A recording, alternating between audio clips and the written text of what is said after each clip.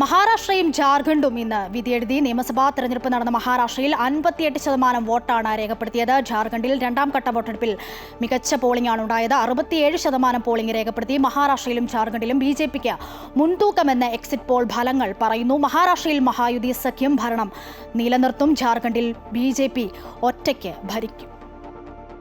മഹാരാഷ്ട്ര, ജാർഖണ്ഡ് നിയമസഭാ സീറ്റുകളിലേക്കുള്ള പോളിംഗ് അവസാനിച്ചതിന് പിന്നാലെ പുറത്തുവന്ന എക്സിറ്റ് പോളുകളിൽ NDA സഖ്യം അധികാരത്തിലെത്തുമെന്ന് പ്രവചനം. മഹാരാഷ്ട്രയിലെ NDA സഖ്യമായ മഹായുതി സഖ്യത്തിന് വിജയമെന്നാണ് ബഹുഭൂരിപക്ഷം എക്സിറ്റ് പോളുകളും പ്രവചിക്കുന്നത്. മഹാരാഷ്ട്രയിൽ NDA സഖ്യം 152 മുതൽ 160 സീറ്റ് വരെ നേടുമെന്നും ഇന്ത്യാ സഖ്യം 130 മുതൽ 138 വരെ സീറ്റ് നേടുമെന്നും മറ്റുള്ളവർ പരമാവധി 8 സീറ്റ് നേടുമെന്നുമാണ് ചാണക്യ എക്സിറ്റ് പോൾ ഫലം.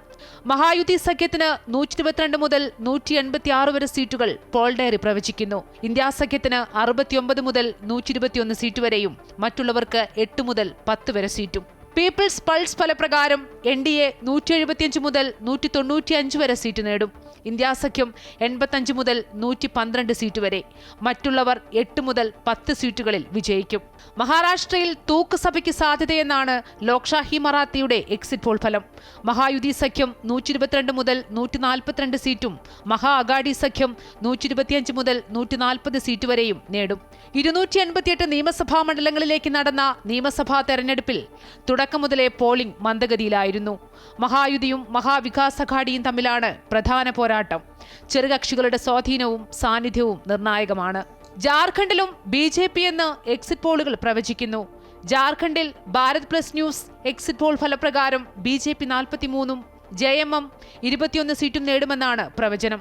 കോൺഗ്രസിന് സംസ്ഥാനത്ത് 9 സീറ്റാണ് എക്സിറ്റ് പോൾ പ്രവചിക്കുന്നത്. ടൈംസ് നൗ എക്സിറ്റ് പോളും സമാന ഫലം പ്രവചിക്കുന്നു.